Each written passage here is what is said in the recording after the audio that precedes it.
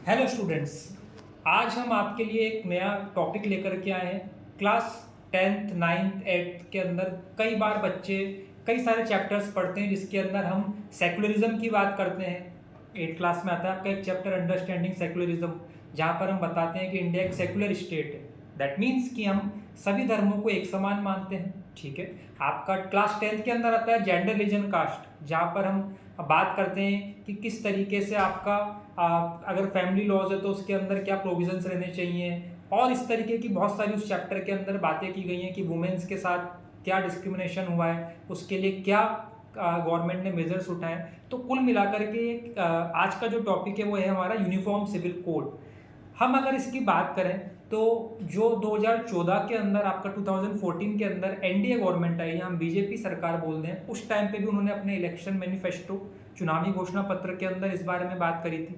2019 में भी उन्होंने इस बारे में बात करी थी, और हमें पता है कि अब 2024 के अंदर वापस से इलेक्शंस आने वाले हैं, तो कहीं ना कहीं इस बारे में वापस से बातचीत चालू हो गई है। हम बिल्कुल एक यहाँ पे लेमन लैंग्वेज के अंदर समझेंगे कि यूनिफॉर्म सिविल कोड क्या है, और अगर ये लागू होगा तो इसका क्या आगे फिर अफेक्ट आने वाला है। एक एग्जाम्पल से समझते हैं। ठीक है।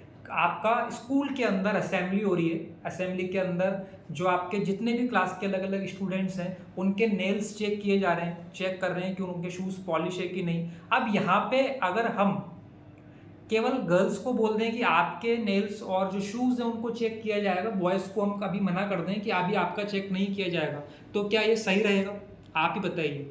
तो कुछ इस तरीके से आज़ादी के बाद इंडिया के अंदर आपके अलग अलग जो कम्युनिटीज़ हैं उन्होंने अपने खुद के कुछ पर्सनल लॉज बना रखे हैं, और वो अभी तक लागू किए जा चुके हैं। वो तो पहले ही लागू हो गए थे और अभी तक वो चले जा रहे हैं। बट अब एक ऐसी नीड आ रही है जिसके अंदर कहीं ना कहीं हम एक कॉमन लॉ लेकर के आए जो सभी आपके जो रिलीजन्स हैं उनके ऊपर लागू हो जाए, इम्प्लाई हो जाए।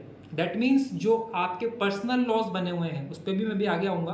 वो पर्सनल लॉज क्या होंगे उसके बाद वो काम नहीं करेंगे, सिंगल लॉ रहेगा, और सभी रिलीजन्स के ऊपर इसको हम क्या कर देंगे, इम्प्लाई कर देंगे। अब जैसा मैंने शुरुआत में बताया था अपने वीडियो के अंदर कि सेकुलरिज्म, ठीक है, जिसका मतलब है कि हम इंडिया के अंदर बात करें तो सभी धर्मों को एक समान मानते हैं, और जब हम सभी धर्मों को एक समान मानते हैं तो आगे जो हमने अलग अलग लॉज बना रखे हैं उनके अंदर भी इक्वालिटी आनी चाहिए। बट कई बार कुछ सब्जेक्ट्स जैसा कि आपका मैरिज हो गया, अडॉप्शन हो गया, सक्सेशन हो गया, मेंटेनेंस हो गया, इन जो सब्जेक्ट्स हैं ये भी हमने पढ़े हैं अपने क्लास 10 में, फेडरलिज्म के अंदर आता है कॉन्करेंट लिस्ट में ये सारे सब्जेक्ट्स। इन सब्जेक्ट्स को लेकर के आपका हिंदूज का एक अपना पर्सनल लॉ बना हुआ है, मुस्लिम जो कम्युनिटी है उनका अपना पर्सनल लॉ बना हुआ है, और उसी हिसाब से फिर आगे इसके ऊपर डिसीजंस लिए जाते हैं। चलिए ये भी हमें समझ में आ गया। अब बाकी अगर अपन ओवरऑल बात करें, इंडिया में अगर किसी ने कोई क्राइम किया, एग्जाम्पल के तौर पे किसी ने मर्डर कर दिया, तो जो आईपीसी आपका इंडियन पिनल कोड बना हुआ है वो सबके ऊपर एक जैसा लागू हो रहा है। कोई भी जब कोई अगर कोई क्राइम करता है, फॉर एग्जाम्पल किसी ने मर्डर कर दिया है, तो एक जैसा आपका क्या होगा उसके ऊपर, कोई भी कम्युनिटी का हो, रिलीजन का हो, जो आईपीसी के अंदर सजा दे रखी है वो लागू हो जाएगी। पर जब अपन थोड़ा सा अगर बात करें फैमिली लॉ पे आते हैं, तो फैमिली लॉज के अंदर एक जो पर्सनल इन्होंने अपना अलग अलग कम्युनिटीज़ में लॉ बना रखे हैं वो इम्प्लाई हो रहे हैं, और उसी के चलते जब कुछ डिसीजंस आते हैं तो कई बार वो कॉन्ट्राडिक्ट कर जाते हैं। अब जब हम थोड़ा और डिटेल में जाते हैं तो आपका कुछ हमारे पास फंडामेंटल राइट्स अवेलेबल है, आर्टिकल 12 से 35 को लेकर के हम अगर बात करें। उसके बाद आपका डायरेक्टिव प्रिंसिपल्स है, जहाँ पे एक आर्टिकल 44 की बात की गई है, जहाँ ये बताया गया है आपका कि सभी नागरिकों के लिए एक समान जो है नागरिक संहिता लागू करना, और ये किसका काम है, स्टेट का काम है। तो काफ़ी टाइम से ये एक आवाज़ उठ रही थी, लगातार क्वेश्चंस आ रहे थे कि क्या हम इसे लागू कर सकते हैं, जब लागू करेंगे तो इसमें क्या क्या आपके कॉन्ट्रडिक्शंस आएंगे या क्या इश्यूज आएंगे। देखिए जब भी कोई नई चीज़ लागू करते हैं तो उसमें कुछ प्लस और माइनस रहता है, तो लागू करने के बाद ही पता पड़ पाएगा कि क्या दिक्कतें आ रही हैं और उसको कैसे आपकी सेंट्रल गवर्नमेंट स्टेट गवर्नमेंट मिल करके क्या कर पाएगी, सॉल्व कर पाएगी। अब एक एग्जांपल लेते हैं, हमने इतनी सारी बात कर ली। क्या रहता है आपका, फॉर एग्जांपल में अगर कोई हिंदू पर्सन है जो कि चाइल्डलेस है, अब अगर वो मैन है, ठीक है, तो मैन है, पुरुष है, उनकी डेथ के बाद जो उनका संपत्ति है वो किसको मिलेगी, उनकी वाइफ को और मदर को।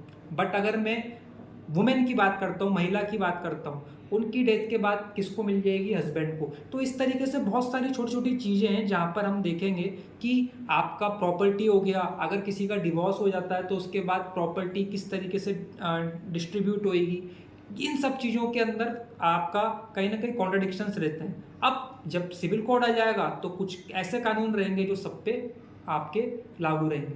हम एक और यहाँ पे बात करें, गोवा के अंदर ऑलरेडी सिविल कोड लागू है, ऑलरेडी चला आ रहा है, बट अब सरकार पूरे इंडिया में इसको लागू करने पे विचार कर रही है और देखते हैं कब ये लागू हो पाता है, कैसे बाकी जो आपके अपोजिशन पार्टीज़ हैं कितना इसके अंदर सपोर्ट करती हैं और कब ये लागू होता है। आई होप आज का ये जो वीडियो है यूनिफॉर्म सिविल कोड पे, इसके बाद आपको समझ में आ जाएगा क्या ये कोड है, इसको लागू करने के बाद क्या इम्प्लीकेशंस होंगे।